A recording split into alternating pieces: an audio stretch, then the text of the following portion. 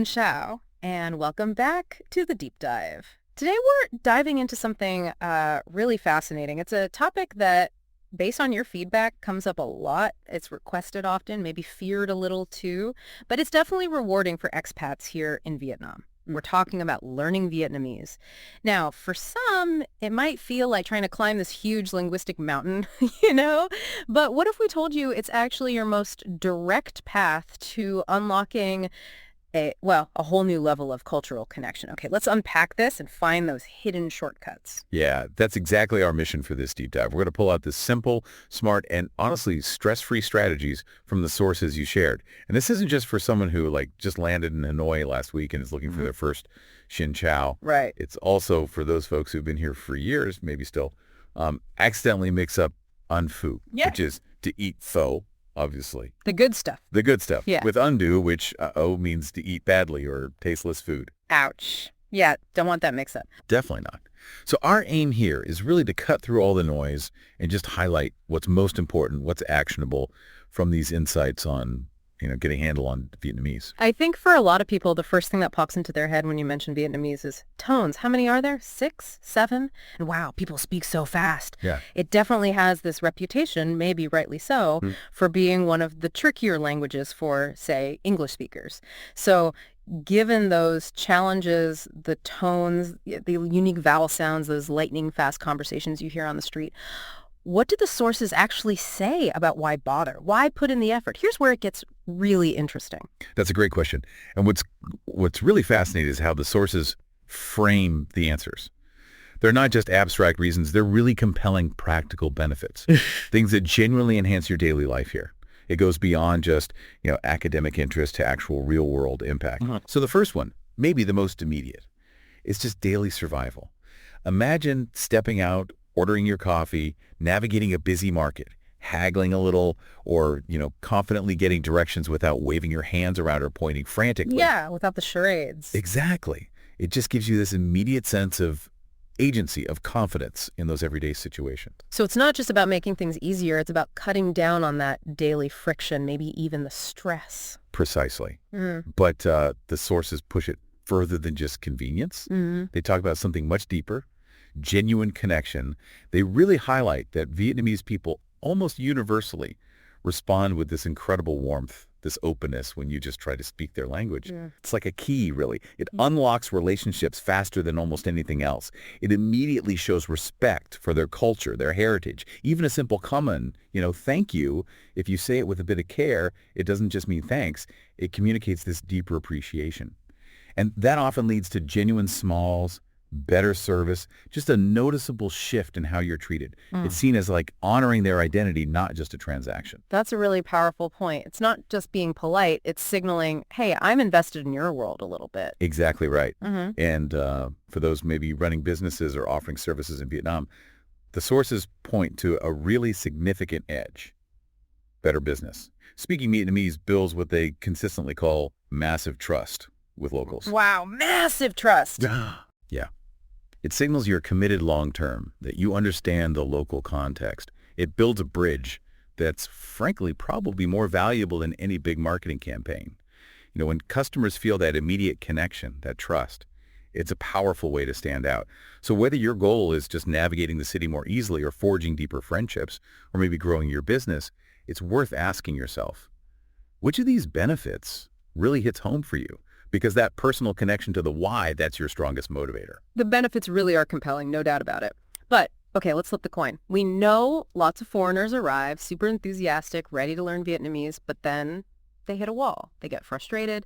And sadly, a lot of them seem to give up pretty early on. What are the common mistakes? What are those classic pitfalls the sources point to that seem to derail learners? This raises a truly important question. It's about setting realistic expectations, definitely, but also critically, about using learning strategies that actually work for this specific language. Our sources detail several classic missteps. The first big one is jumping straight into grammar books. Ah, okay. I mean, grammar is important, of course it is, but Vietnamese is fundamentally a tonal spoken language first. So trying to dissect it with complex grammar rules right from day one, before you've even got a feel for its rhythm and sounds, that can be, incredibly overwhelming. counterproductive even. Yeah, I can see that. It sounds like a fast track to burnout, not fluency. Totally. Another common pitfall is relying too heavily on Google Translate. Like, it's handy for a quick check, sure, but the sources are pretty blunt. It often spits out weird or wrong results. It just fundamentally struggles with the nuances, especially the tones and the context. And that can lead to some really awkward or nonsensical or even offensive misunderstandings. Like, you type in a phrase and it gives you a literal word-for-word thing that completely misses the cultural meaning or the tonal meaning of the sentence. You just end up sounding unnatural or just wrong. Oh, I can only imagine the kind of miscommunications that could cause, especially with tones being so key.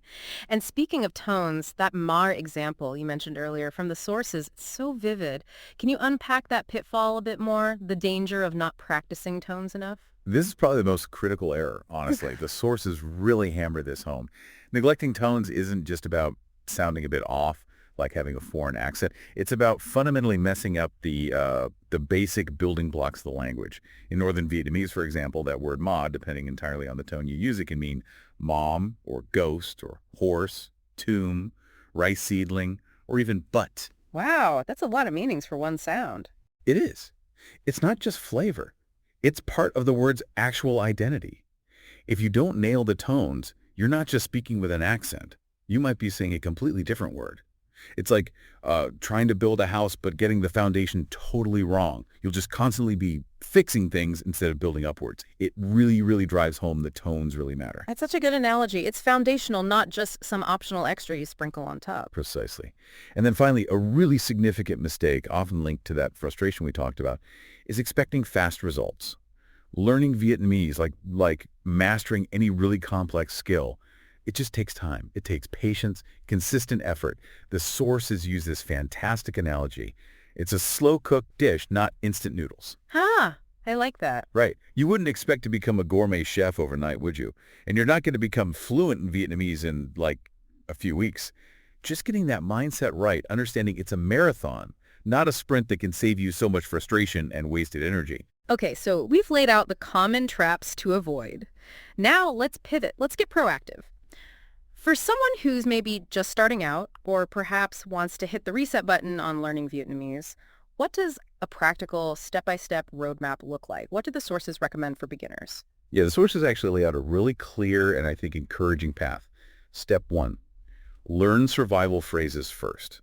This is all about immediate practical use in real life. Don't get bogged down in complex grammar or niche vocabulary right away. Focus on the phrases you'll actually use every day to just get by.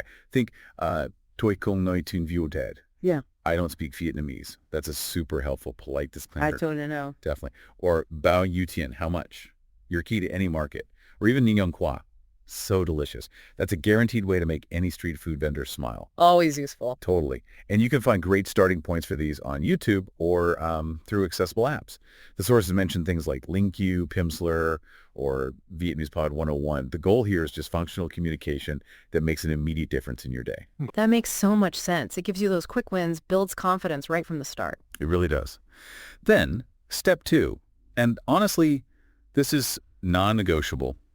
Nail the tones early. Northern Vietnamese, which you hear a lot in Hanoi, and it's often the standard for formal learning, it has 6 distinct tones.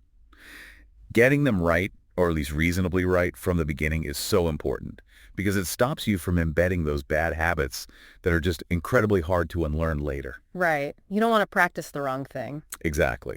The sources strongly recommend recording yourself speaking and then really carefully mimicking native speakers. A classic practice example they give is that series, meh, meh, meh, meh, meh, meh, meh, meh.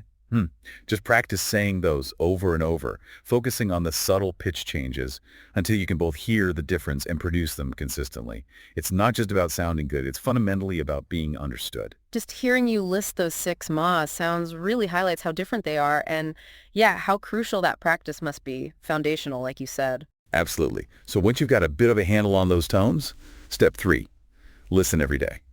This is all about passive immersion.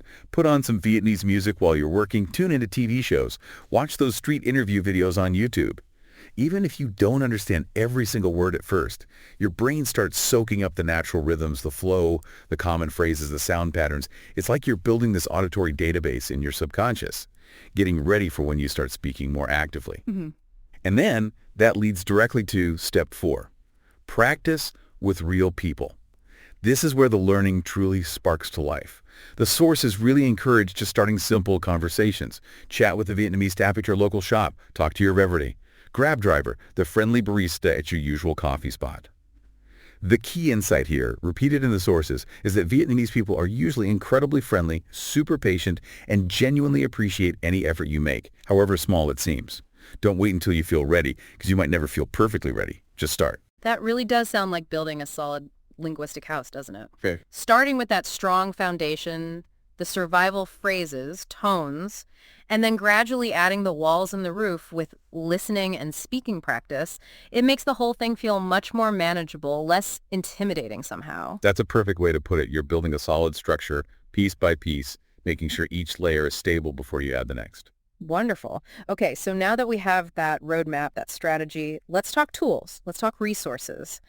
For someone who's ready to dive in or maybe wants to supplement what they're already doing, what are the top tools and platforms the sources flag as being particularly effective for learning Vietnamese? Yeah, and what's fascinating here is the variety. There's a real mix of resources available now, blending useful tech with that absolutely essential real-life interaction. So for apps, the sources mentioned Mondly Vietnamese. It's described as being quite gamified, kind of fun, which can make learning feel less like a chore, you know? Yeah, less like homework. Exactly. It often uses these scenario-based dialogues that kind of immerse you without feeling like a repetitive drill. Then there's Pimsleur Vietnamese. That's another excellent one, especially noted for its audio-based method. Yeah. Really good for drilling those tricky tones and just training your ear for natural pronunciation. And for learners who are maybe a bit more serious, really want to build vocabulary systematically, Anki flashcards come highly recommended. They use spaced repetition, which is proven to be super effective for locking words into your long-term memory. Okay, so it sounds like whether you prefer something playful or something more structured and intense, there's probably an app that fits your learning style. Precisely. Then moving beyond apps, for YouTube channels, to get specific shout-outs is being really helpful.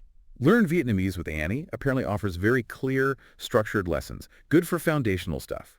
And Tilum Viet Guy is highlighted as being perfect for listening to real, natural conversations, great for picking up authentic dialogue.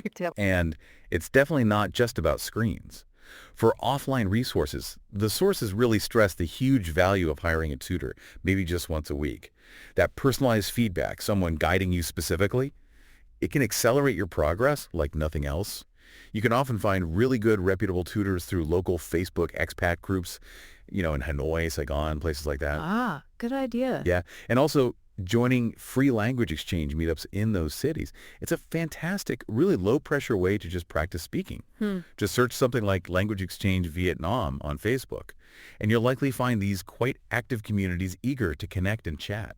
It's great to see that blend emphasized, the digital tools for convenience and structure, but balanced with that irreplaceable in-person interaction. Oh, and here's a really cool bonus tip that came up in the sources. Using voice notes with your Vietnamese friends. Oh, how does that work? It's super simple, really low-key. It's a way to get quick pronunciation checks. You just record yourself saying a phrase or a word, send it off as a voice note, and your friend can instantly reply with an audio correction. It's incredibly effective because it's informal, it's fast, and it gives you that immediate, targeted feedback that's sometimes hard to get otherwise. That is such a clever, modern little hack. It really ties back to that idea of practicing with real people, but yeah, with the flexibility of doing it asynchronously without the pressure of live back and forth sometimes. Okay, let's shift gears slightly now. We've talked techniques, we've talked tools. Let's talk about something arguably even more fundamental, the mindset, the habits needed for, sustained long-term success in learning. Right, and if we connect this to the bigger picture, learning Vietnamese isn't just about mastering grammar or vocabulary lists. It's really profoundly about connection, about persistence, and maybe most importantly, about a willingness to just engage. The most crucial motivational insight, I think, from the sources is this. Perfection isn't the goal. Speaking honestly and genuinely is. That's huge. It is. You don't have to speak flawlessly.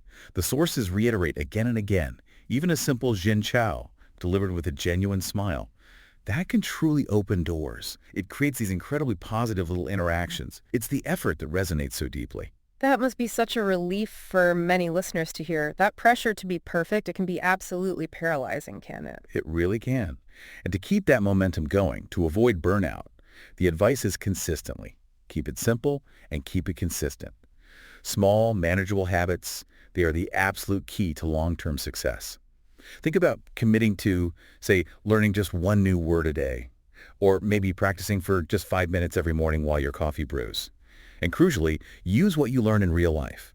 Don't just keep it locked away in a notebook. Applying what you learn, even in tiny ways, is what really cements it in your memory and makes it feel real. That consistent, bite-sized effort, it genuinely adds up exponentially over time. It's that power of incremental progress, isn't it? It eventually becomes unstoppable if you stick with it. And this leads directly to the final and maybe the most liberating piece of advice from the sources. Don't be afraid of making mistakes. Seriously, this is so crucial. The sources repeatedly emphasize this point. Vietnamese people genuinely, truly appreciate the effort you make. Even if you butcher a tone or pick the wrong word or stumble over a sentence, they understand your learning, your willingness to try. That's what counts most to them. Embracing mistakes isn't a sign you're failing. It's actually an essential, respected part of the learning journey. And it's a powerful signal of respect for their language and their culture. Wow, what an empowering message to sort of wrap up our deep dive on today. It really seems to boil down to start small, stay consistent, find the joy in the process, and remember the ultimate goal isn't necessarily perfect, flawless fluency. It's about making those meaningful connections that really enrich your whole experience of being here. Exactly. And maybe just to leave you with one final thought, something that builds on everything we've discussed today. Consider how even a small, consistent, maybe even brave effort in learning Vietnamese can profoundly transform your daily life here. How you can open unexpected doors, deepen your connection to this incredibly vibrant culture all around you. Maybe think about how embracing that kind of linguistic bravery, just putting yourself out there, trying, even if you stumble, how that might elevate other interactions in your life too. Not just in language learning, but maybe in tackling any new skill, navigating a social situation, or immersing yourself in any new culture you encounter. How could that little bit of bravery change things?